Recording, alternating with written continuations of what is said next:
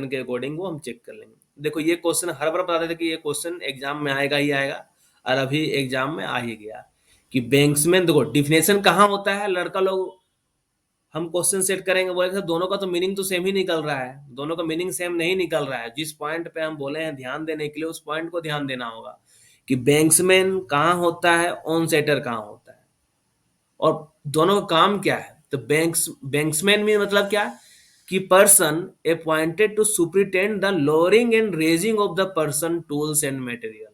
ठीक है, क्या करना चाह रहा है, एल आर। पहले बैंक्समैन कहाँ रहेगा, टॉप पे रहेगा, ठीक है, वो इंक्लाइन या शाफ्ट के टॉप पे रहेगा, और वहां से वो सिग्नल कहाँ ट्रांसमिट करेगा,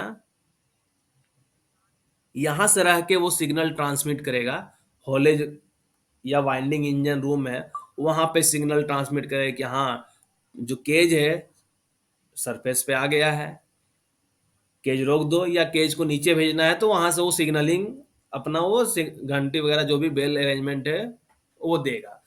तो बैंक्समैन कहाँ होता है, बैंक्समैन टॉप ऑफ द शाफ्ट और इंक्लाइन में होता है। इसका देखना क्या है, ये क्या करेगा, सुपरिटेंड करेगा लोअरिंग एंड रेजिंग, मतलब टब तब क्या, केज जो है नीचे जाएगा, नीचे जाते हुए लोअरिंग एंड रेजिंग, क्योंकि ऊपर में है तो पहले नीचे जाते हुए उसके बाद ऊपर आते हुए इसको वो इंश्योर करेगा, सुपरिटेंड करेगा।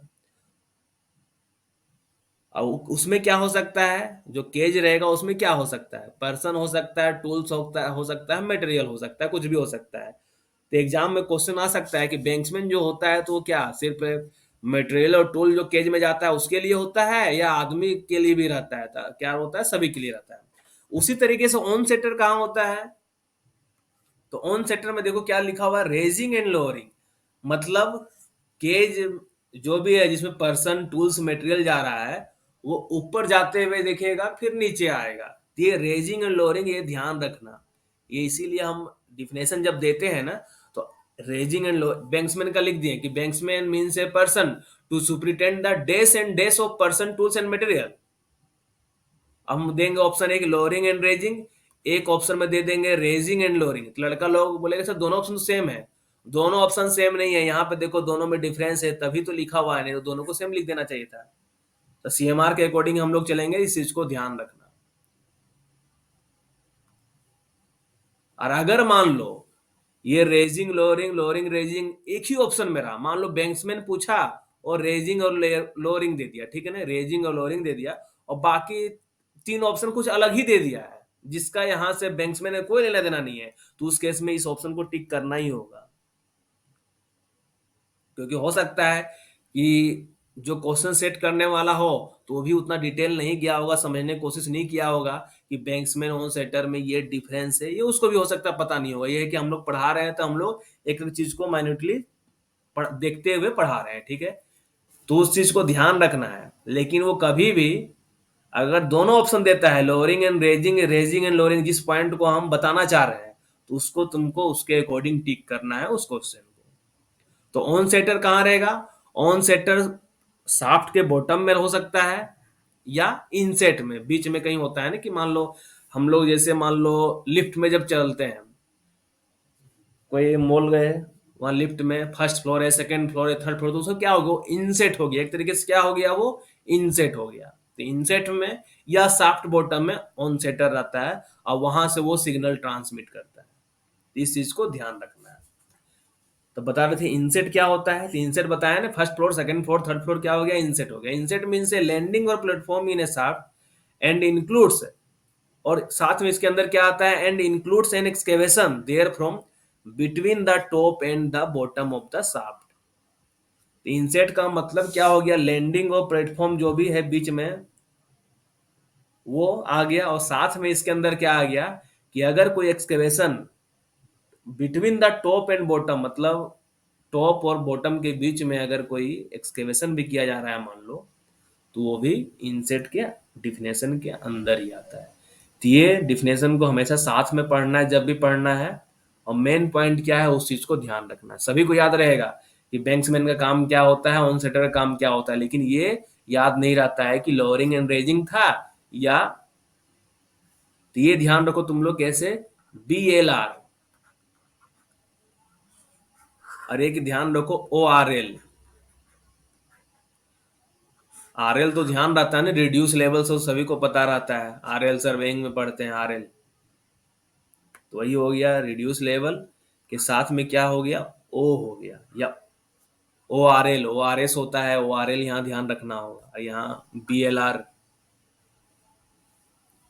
बोलेरो वगैरह से कुछ ध्यान रख लेना। अरे यार कहाँ दोनों में लोअरिंग एंड रेजिंग है, समझ में नहीं आ रहा ये। यहाँ लोअरिंग एंड रेजिंग, यहाँ रेजिंग एंड लोअरिंग है, ये तो देखो सही में कौन सा रेगुलेशन में दिया हुआ है, जो रेगुलेशन में दिया हुआ गलत दिया हुआ है, हिंदी वगैरह वाला मत पढ़ना। और हिंदी वाला बुक में बहुत सारा चीज गलत भी दिया हुआ है, इस चीज का ध्यान रखना तुम लोग। एवरेज आउटपुट, अब बात आता है कि एवरेज आउटपुट होता क्या है। एक एवरेज आउटपुट होता है और एक ओपन कास्ट में एवरेज मटेरियल हैंडल होता है। हिंदी वाला में गलत है, एवरेज मटेरियल हैंडल होता है। तो ओपन कास्ट में जो एवरेज मटेरियल हैंडल लेते हैं ना, ये लास्ट 3 ईयर का लेते हैं। और जो एवरेज आउटपुट जो हम लोग लेते हैं वो क्या होता है, average output of any mines means average output per month during the preceding financial year, की मतलब पिछला फाइनेंशियल ईयर में प्रत्येक महीना का एवरेज आउटपुट क्या था, इसी को बोलते हैं, मतलब प्रत्येक महीना का आउटपुट क्या था, ये एवरेज आउटपुट हो गया। मान लो यहाँ क्या दिया हुआ है, विद इन द स्पेसिफाइड, ये मान लो माइंस का बाउंड्री हो गया, इस ये मान लो माइंस का बाउंड्री हो गया कि इधर कहीं ओपन कास्ट चल रहा है, कि इधर दूसरा प्रोजेक्ट चल रहा है। ये पूरा बाउंड्री के अंदर अगर मान लो जितना भी प्रोडक्शन हुआ एक साल का, एवरेज आउटपुट हमेशा अंडरग्राउंड के इसका यहाँ लेके चलते हैं हम लोग, कि ये माइन बाउंड्री के अंदर जो भी प्रोडक्शन हो रहा है, मान लो 10 लाख टन हो गया, 10 लाख टन हो गया, ठीक है, एक साल में। तो एवरेज आउटपुट क्या होगा, 12 महीना से डिवाइड कर दो, तो ये क्या हो जाएगा, एवरेज आउटपुट पर मंथ, कि एक महीना का एवरेज आउटपुट क्या थी, कब का लेंगे, प्रीसीडिंग फाइनेंशियल ईयर। मान लो अभी 2023 चल रहा है, ठीक है, तो 2023 का जो फाइनेंशियल ईयर है वो 1 अप्रैल 2022 से अभी 31 मार्च 2023। तो अगर हम लोग एवरेज आउटपुट निकालेंगे मई में, मार्च के बाद अप्रैल मई जून में, तो हम लोग क्या लेंगे, पिछला फाइनेंशियल ईयर का, कि पर मंथ का आउटपुट क्या निकला है, इसी को हम लोग एवरेज आउटपुट बोलते हैं। हिंदी वाले में HEMM का डिफिनेशन भी गलत दिया हुआ है। ये जो HEMM है तुम लोग के लिए तो इम्पोर्टेंट है कि HEMM का फुल फॉर्म क्या होता है। तो HEMM का फुल फॉर्म होता है हैवी अर्थ मूविंग मशीनरी। तो जो, और HEMM कहाँ यूज होता है, ये अंडरग्राउंड में यूज नहीं होता है, HEMM ओपन कास्ट के लिए है, ठीक है। तो जो भी मशीन ओपन कास्ट में यूज किया जा रहा है डिगिंग करने के पर्पज से, ड्रिलिंग करने के पर्पज से, और ड्रिलिंग में भी कौन सा ड्रिल छोड़ के, ड्रिलिंग में भी जो हैंड हेल्ड ड्रिल है, hand held drill, hand held, ठीक है, जिसको हाथ से पकड़ के जो ड्रिल, जैक हैमर वगैरह क्या हो गया, हैंडल ड्रिल होता है, तो हैंडल ड्रिल हो गया। और वैसा कोई ड्रिल मशीन जो अप टू 50 mm, ठीक है ना, अप टू 50 mm डाया का होल मारता है, तो वो HEMM के अंदर नहीं आएगा। और उसमें क्या दिया हुआ है, लेस देन 50 mm, शायद हिंदी वाले में दे दिया है। अगर एग्जाम में क्वेश्चन आता है कि एक ड्रिल मशीन है जो 50 mm डाया का होल मारता है, डायमीटर ऑफ होल क्या है, 50 mm है, तो क्या वो HEMM में काउंट होगा, नहीं, वो मशीन HEMM में काउंट नहीं होगा। 50 mm से जैसे ज्यादा होगा तो वो फिर HEMM में काउंट हो जाएगा, लेकिन 50 mm तक HEMM में काउंट नहीं होगा। तो ये भी हिंदी वाले में गलत दिया हुआ है, ध्यान रखना तुम लोग। तो हैवी अर्थ मूविंग मशीनरी मतलब क्या, वैसा कोई भी मशीनरी जो ओपन कास्ट में ड्रिलिंग पर्पस के लिए, डिगिंग पर्पस के लिए, ड्रेजिंग, ये सब अंडर वाटर एक्सकेवेशन टेक्निक है, ड्रेजर जो होता है, हाइड्रोलिकिंग हो गया, रिपिंग हो गया, डोजिंग हो गया, grading, excavating, loading, transporting of mineral या ओवरबर्डन के लिए जो यूज किया जा रहा है, ये HEMM के अंदर आता है। क्या नहीं आता है, क्वेश्चन ये इंपॉर्टेंट है कि अगर कोई भी वैसा ड्रिल मशीन जो हैंड हेल्ड ड्रिल मशीन है कि हाथ से, अंडरग्राउंड में क्या होता है, अंडरग्राउंड में 125 वोल्ट वाला ड्रिल मशीन से हाथ से पकड़ के ड्रिल करते हैं, तो अंडरग्राउंड में तो एचईएम की बात ही नहीं कर सकते हैं। तो ओपन कास्ट में भी वैसा अगर कोई ड्रिल मशीन होगा तो उसको भी एचईएम नहीं बोलेंगे। और साथ में दूसरा, जो ड्रिल मशीन 50 एम का डाया तक का होल मारेगा, 50, 49, 48, 47, ये सब एचईएम में काउंट नहीं होगा। 50 एम से अधिक हो गया, 50 पॉइंट भी समथिंग हो जाएगा, तो वो एचईएम में काउंट हो जाएगा। ठीक है। गोफ का डिफिनेशन हमेशा एग्जाम में आता है तुम लोग का। गोफ का डिफिनेशन हमेशा एग्जाम में आता है। गोफ क्या हो गया कि मान लो बोर्ड एंड पिलर से एकदम पूरा मस्त माइंस को पूरा डेवलप कर लिए, पूरा पिलर बना दिए। अब क्या किए हम लोग, कोई भी जो एक्सट्रैक्शन लाइन जो मेथड है, diagonal, straight, step diagonal, steep diagonal, कोई मेथड से मान लो हम लोग एक्सट्रैक्शन स्टार्ट किए। तो गोफ ध्यान रखना, गोफ ओपन कास्ट का टर्मिनोलॉजी नहीं है, गोफ अंडरग्राउंड के लिए है। तो goaf means any part of working below ground where from a pillar, जहां से पिलर या उसका पार्ट या लोंगवाल वर्किंग केस में क्या है, जहां से कोयला निकाला जा चुका है, पिलर या उसके पार्ट से कोयला निकाला जा चुका है, या लोंगवाल वर्किंग के केस में कोयला वहां से निकाला जा चुका है, लेकिन वो क्या है, नॉट ए वर्किंग प्लेस। मान लो गोप से क्या हुआ, हम लोग ये पूरा कोयला निकाल लिए, कोयला निकाल लिए तो क्या करते हैं हम लोग, गोफेज से फिर बांध देंगे, सभी जगह गोफेज सपोर्ट लगा देंगे। अब क्या हो गया, तो खतरा वाला एरिया हो गया। तो क्या हुआ कि जहां से हम लोग पिलर, अगर अंडरग्राउंड बोर्ड इन पिलर चला हुआ है, तो हम लोग क्या किया, यहाँ से पिलर या उसका पार्ट निकाल लिए हैं, और वो हम लोग का वर्किंग प्लेस नहीं रहा। और लॉन्गवाल के केस में क्या है, हम लोग लॉन्गवाल एडवांसिंग या रिट्रीटिंग करते हैं। तो जब लॉन्गवाल का रिट्रीटिंग करते हुए आएंगे तो क्या है कि हम लोग वो जो गोफ होता है निकालते हुए जा रहे हैं, गोफ को हम लोग गिरने के लिए अलाउ कर देते हैं, कोई दिक्कत वाली बात नहीं है। तो वो भी क्या हो गया, जहां से हम लोग कोयला निकाल लिए लॉन्गवाल के केस में, और वो वर्किंग प्लेस नहीं रहा, तो वो भी गोफ के डिफिनेशन के अंदर आता है। तो गोफ का डिफिनेशन बहुत ही ज्यादा इंपॉर्टेंट है। हो सकता है कि एग्जाम में क्वेश्चन कह देते ये सारा डिफरेंस सेम टू सेम उतार दे, but which is a working place note को गायब कर देगा कि which is a working place. लड़का लोग है कि इतना लंबा चौड़ा डिफिनेशन देख के तो पहले मन में कंफ्यूजन खुद ही होने लगेगा कि अरे यार ये दो दो लाइन का दे दिया है ऑप्शन, अब क्या करें फिर। लेकिन उसको ध्यान से देखना होगा कि नोट वर्ड कहाँ दिया हुआ है, जहाँ पे नोट वर्ड दिया हुआ है तो वही गोफ के डिफिनेशन के अंदर आएगा अच्छे से, कि वो वर्किंग प्लेस नहीं है, ये सभी को पता रहता है। वर्किंग मतलब क्या होता है, क्योंकि बहुत बार ऐसा क्वेश्चन वर्किंग प्लेस, वर्किंग वगैरह में डिफिनेशन, मतलब लड़का लोग कंफ्यूज हो जाता है। वर्किंग, वर्किंग मतलब क्या है कि जहां पे कोई एक्सकेवेशन किया गया है या किया जा रहा है, किसके लिए, या तो हम लोग सर्च कर रहे हैं या हम लोग वहां से कोयला निकाल रहे हैं।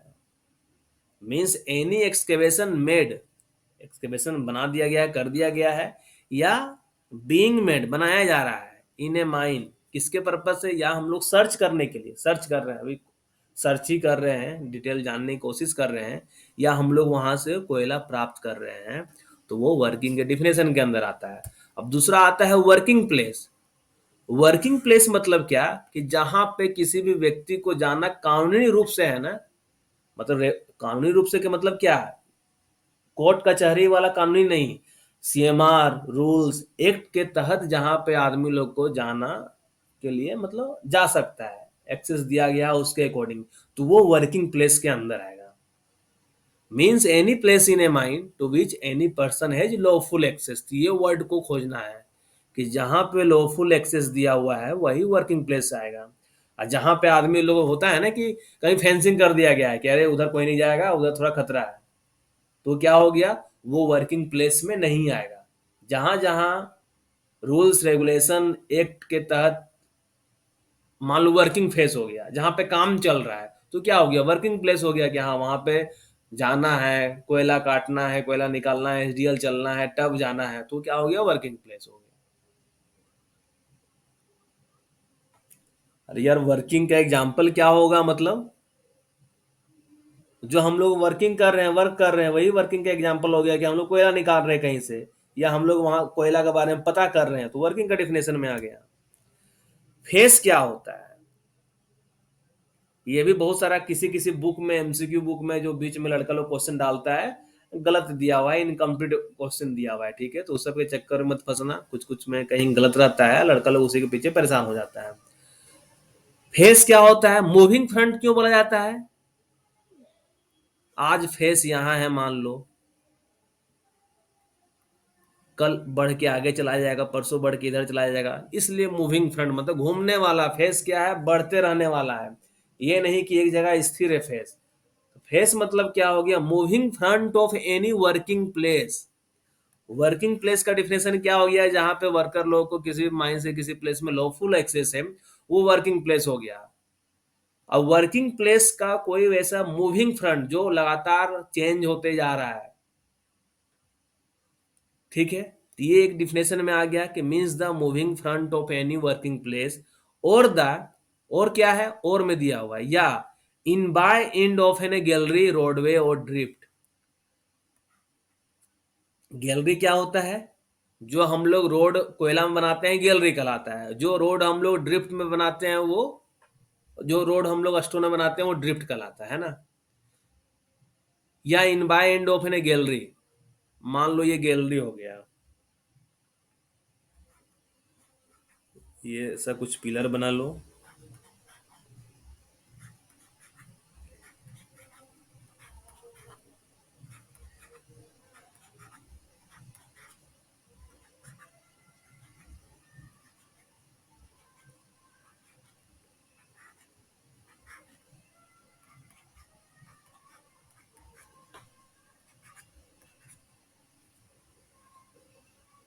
ये मान लो ये भी क्या हो गया इधर, तो मान लो इधर पिलर वगैरह नहीं है, ये सब क्या हो गया, सारा गैलरी हो गया, ठीक है ना, ये भी गैलरी है, ये सारा गैलरी हो गया। तो ये मान लो ये अगर एक फेस है मान लेते, ठीक है, ये फेस है, तो इस फेस का, या गैलरी, ये मान लो गैलरी है, ठीक है, तो एक इन बाय होगा, जैसे फेस का क्या हो गया, फेस का ये इन बाय एंड हो गया, ये आउट बाय एंड हो गया फेस का। अगर मान लो हवा हम लोग देते तो क्या करते, सभी जगह ब्रिटिश क्लॉथ लगा दिए, ये इन बाय एंड हो गया इस फेस के लिए, ये आउट बाय एंड हो गया इस फेस के लिए। अगर ये एक यहाँ कोयला फेस है तो ये इन बाय एंड हो जाएगा, ये आउट बाय एंड हो जाएगा। लेकिन अगर ये पूरा फर्स्ट वर्किंग प्लेस का बोलेंगे इन बाय एंड कौन होगा, तो फर्स्ट वर्किंग प्लेस का इन by and, first working place का इन बाय एंड ये होगा, और लास्ट वर्किंग प्लेस का आउट बाय एंड कौन होगा, ये होगा आउट बाय एंड, जहां पे हम लोग हवा का क्वांटिटी मेजरमेंट करते हैं। तो यहाँ पे क्या बोल रहा है कि in by end of an gallery, तो अगर इसमें कोई भी गैलरी एक मानते हैं, ये अगर यही एक गैलरी, ठीक है ना, ये गैलरी हो गया, ये भी इधर गैलरी होगा, ये भी गैलरी है, सारा गैलरी है। तो कोयला के चारों ओर क्या है, जो रास्ता है वही गैलरी कहला गया एक तरीके से, रोडवे जो गैलरी का कहते हैं हम लोग। तो ये गैलरी में क्या हो गया, कोई भी इन बाइंड हो सकता है, कोई भी इन आउट बाइंड हो सकता है, तो ये इन बाइंड की बात कर रहा है, ठीक है, आउट बाइंड की बात नहीं कर रहा है। कि in by end of an gallery, roadway और ड्रिफ्ट, ये भी फेस के डिफिनेशन में आता है, या moving front of any working place. तो जो भी क्वेश्चन आता है हमेशा एग्जाम में यही क्वेश्चन देता है कि moving front of any working place क्या कहलाता है, फेस कहलाता है, वर्किंग प्लेस कहलाता है, वर्किंग कहलाता है, और कुछ दे देगा बेंच कहलाता है। तो क्या होगा, the moving front of any working place, ये फेस कहलाता है, या in by end of an gallery, roadway और ड्रिफ्ट, ये भी फेस कहलाता है। तो इस चीज को ध्यान रखना है, कंफ्यूजन नहीं होना है, एग्जाम में कंफ्यूज हो जाता है। एग्जाम में मतलब क्या होता है, लड़के लोग कंफ्यूज कर जाते हैं, क्योंकि वर्किंग, वर्किंग प्लेस, फेस, ये वैसा वाला ही चीज है। इसी में कभी, कल तुम लोग तो वैसे बता दिया है ना, प्रोस्पेक्टिंग क्या होता है, रिकॉनिजेंस क्या होता है, प्रोस्पेक्टिंग क्या होता है, माइनिंग ऑपरेशन क्या होता है। तो इस चीज को ध्यान रखना, उससे कंफ्यूज नहीं करना है।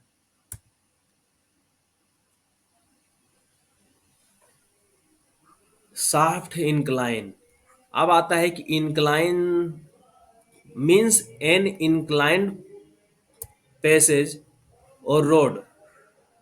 इंक्लाइंस मीन्स क्या है, इंक्लाइन क्या है, तो रास्ता है ना, या जहाँ से आदमी लोग या कोई भी मतलब आना जाना करे, एक पैसेज है बोलो, और रोड है, जो कहाँ हो सकता है, आइदर ऑन द सरफेस और बिलो ग्राउंड में। जो सरफेस से भी हो सकता है, बिलो ग्राउंड में भी हो सकता है, तो इंक्लाइन कहलाता है। टेस्ट में क्वेश्चन रहता है कि इंक्लाइन मीन्स, यही डिफिनेशन रहेगा, आइदर ऑन द सरफेस और बिलो ग्राउंड डैश और डैश रहेगा, कि सरफेस बिलो ग्राउंड में, ओनली सरफेस में, ओनली बिलो ग्राउंड में, ऐसा, तो ये ध्यान रखना। और साफ्ट मतलब क्या, साफ्ट मतलब साफ्ट भी क्या, एक तरीके से ए वे है, एक रास्ता है, और ओपनिंग है एक, leading from the surface to the working place, working below ground, मतलब सरफेस से लेके वर्किंग बिलो ग्राउंड का एक ओपनिंग, जो सरफेस से स्टार्ट हो रहा है और बिलो ग्राउंड जहां पे है वहां तक जा रहा है, और ये एक रास्ता है। या और from one part of the working below ground to another, मान लो, और क्या हो सकता है कि अंडरग्राउंड में ही मान लो कि स्टार्टिंग में इंक्लाइन बनाए हैं, उसके बाद लगा कि चलो साफ्ट बना दो, ये साफ्ट बना लिए ऐसा, तो क्या हो गया, ये बिलो ग्राउंड की बात आ गया कि बिलो ग्राउंड में ही कहीं एक पार्ट से दूसरे पार्ट में जाने का अगर कोई ओपनिंग है या रास्ता है, जिसमें केज या other means of conveyance can travel freely suspended, जिसको फ्रीली, एक एंड जिसका मतलब बंधा हुआ रहेगा, दूसरा एंड फ्रीली सस्पेंडेड रहेगा, वो अगर उसमें ट्रेवल करे, या तो गाइड रोप के सहारे, या बिना गाइड रोप के यूज किए हुए, तो वो साफ्ट के डिफिनेशन के अंदर आता है। साफ्ट क्या हो गया, साफ्ट एक रास्ता है, ठीक है, इस चीज को ध्यान रखना। साफ्ट क्या है, साफ्ट एक वे है, एक रास्ता है, या एक ओपनिंग है, लीडिंग कहाँ से स्टार्ट, सरफेस से स्टार्ट होके बिलो ग्राउंड तक जाता है, या शाफ्ट एक रास्ता है या ओपनिंग है, जो बिलो ग्राउंड में ही एक, कहीं किसी भी पार्ट के वर्किंग से स्टार्ट होके दूसरे पार्ट ऑफ जो बिलो ग्राउंड है वहां तक जाता है, जिसमें केज या अदर मीन्स ऑफ कन्वेंस, मतलब क्या, जिसमें मटेरियल, आदमी, पर्स और कोयला वगैरह जो भी है, टूल्स वगैरह, उसमें लाना ले जाना कर सके, और वो जो फ्रीली सस्पेंडेड रहे, या तो गाइड रोप यूज हो या तो गाइड रोप यूज ना हो, ये साफ्ट के डिफिनेशन के अंदर आता है।